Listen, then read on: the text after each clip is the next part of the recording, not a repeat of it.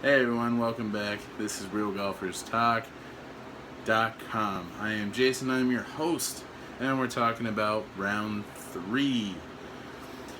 Which, by the way, that's some baseball bullshit.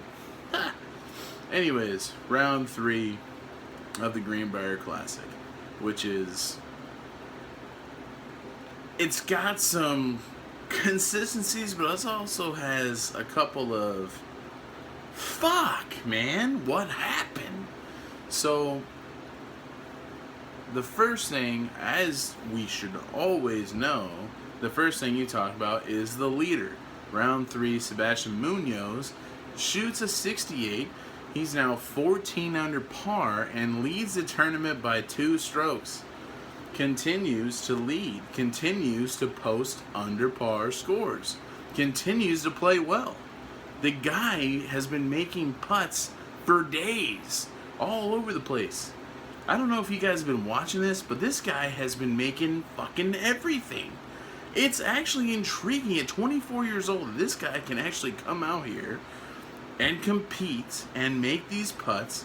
And after the first hole, hit his drive to the right in the rough, hits it on the green, and then makes a long putt for birdie. Then comes back and struggles. He bogeys the next hole on number 2. So you're like, okay, here's the inexperience, and then pars a couple, then bogeys again on a terrible putt. It was above the hole, it was a breaker, misjudged it completely, ends up bogey, comes right back, birdies the next hole, and then on the back 9 goes 200 par. So really good round of golf, way to pull himself together at 24 years old, not being in this kind of experience and competition like this in the final grouping, to be able to pull yourself together like that and then compete is phenomenal. So congratulations to him for just continuing to play well.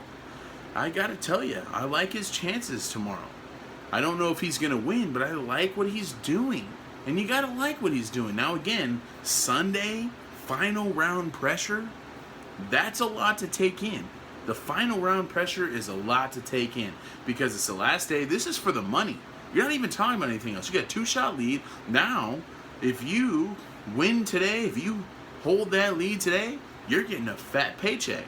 So that changes everything. As we've seen over the entirety of golf's legendary career, this is what we talk about. This is the exciting part. Can a guy hold it together, or will he falter? We don't know. Maybe some guy just goes insane underneath him and just makes it so impossible to reach, because that's happened before too. So these are the kind of things that are so much fun when you're watching golf, and I can't wait to watch round 4. But it's exciting, it's exciting to see this kind of stuff. But another name that I like to throw out there, he's in second place by himself. Robert Streb is 12 under par. He's 2 off the lead. Robert Streb shot a 5 under round, 65 today to get to 12 under. And I'll tell you what, he left some out there. He left a couple out there, but he's been playing phenomenal. Hitting fairways, hitting greens, making really good putts. Some of them fall, some of them don't. But just playing solid golf. So because of that, I really like what I've seen out of Robert Streb. That's fantastic. When you're talking about guys that you want to see win, you talk about guys that are doing that, right? Hitting fairways, hitting greens, making good putts. They don't always fall. It's okay. But he's been playing really good. I wouldn't be shocked if he won or made a run at it tomorrow. The guy's been playing great. Then you got a name, again, like Sebastian Munoz, Xander Schauffele, depending on which person you're talking to. He's at 11 under par, only 3 back. So he's 3 back, and this is another guy that's a rookie on tour that has never been in this position. He's in the second to last grouping at 11 under par. He's got a big chance to win. What kind of pressure is he going to feel tomorrow? Is he going to come out and go, hey, I'm 3 back, I'm just going to play my game? Or is he going to let the moment affect him? We'll find that out tomorrow. And I'm excited to find that out. I'm excited for round 4 because we have some guys where we can look at that have never been here, and we can look at it and go, can they win? That's the question. Can they fucking win? And then you got the 53-year-old wonder in Davis Love III. 10 under par, shoots 2 under par, 68. again, another guy. He missed some putts today. He did not putt the ball the way that he wants to putt, or as anybody wants to putt. But again, he's only 4 shots back. Sebastian Munoz, can he continue? If he shoots 200 par, Davis Love has to shoot a 67 to, or excuse me, 700 par, 63 to win. So what kind of pressure is that for a 53-year-old? The fact that he's even in 4th place is phenomenal. You guys got to respect that, right? 53 years old, don't play a lot of tournaments, come out, and you play this way. That's phenomenal. It's phenomenal golf. I think everybody here that's watching this is going, yeah, that's good stuff. And it is. It's good stuff because you got those young guys and you got the old guys.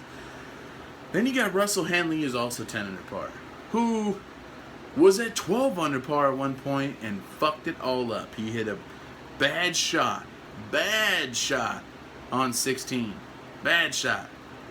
Hit in the water, ends up getting a really good putt, 8 or 9 feet for bogey. And you're like, okay, he's giving a fist pump. And you're like, all right, maybe he's going to do something here. But then he comes back and bogeys a bad on 17. And you're like, what? Like, you just made a big-time bogey putt, which is, maybe it doesn't make sense to you, but a big-time bogey putt, that happens. You could have a big number. You're saving a big number. Then he comes back and bogeys again, and he pars 18, gets in at 10 under. But he's another guy that can win. He's won a few months ago, the Shell Houston Open. He can win. But again, the faltering, that's not a good combination when you're going into the final round, seeing yourself falter like that. It never ends up being a good combination. So because of that, he's going to have to regroup, find his swing again a little bit because he lost it there at the end. Had a couple bad shots. We saw it. So it'll be interesting to see. And then you get, so I have to look here, Jamie Lovemark, he's 9 under par. You got Kelly Craft, who's 10 under par, who, again, another guy that was 12 under, who lost himself, got to 9 under, got another birdie back to get to 10 under. You got Danny Lee, who's stuck at 8 under, he shot even par. So it's like, man, like, you know, it's just this different type of feel. But nobody, you think about yesterday and what we talked about yesterday, the fact that these younger guys are actually sticking with it, that's a good thing. That's a good thing for golf. It's a good thing for golf fans, knowing that we have these young guys that have talent that aren't faltering the way like we expect them to. So it's good to see. But when you look at the other side of it, there were some names that faltered yesterday today, that faltered, that didn't make sense. Ben Martin, 5 under par now. He was 9 under par. He lost it today. He was hitting bad shot after bad shot, couldn't make a putt. But to his credit, after all of that, he birdied the last 2 holes. He made a really good comeback from just being a disaster. So instead of being 6 over par or worse for the day, he was only 4 over. He's at 5 under par. Maybe he can get himself into the top 10. I don't know. But that's not a guy that, I mean, it's not like he wins or does all this kind of stuff every week where you're like, oh, he's not. But just a guy that has won, that has been on the leaderboard, you don't expect him to play that kind of round. And then you got Bubba Watson. Shoots 4 over par, just like Ben Martin. What happened? Again, it's not, he was 4 under par, okay, to start the day. What did you think? Couple under par? That's what I thought. Couple under par. Shoots 4 over. And he did it badly. His irons are just not there. His wedges are just not there. They're not getting the type of strike on the ball that he's used to getting.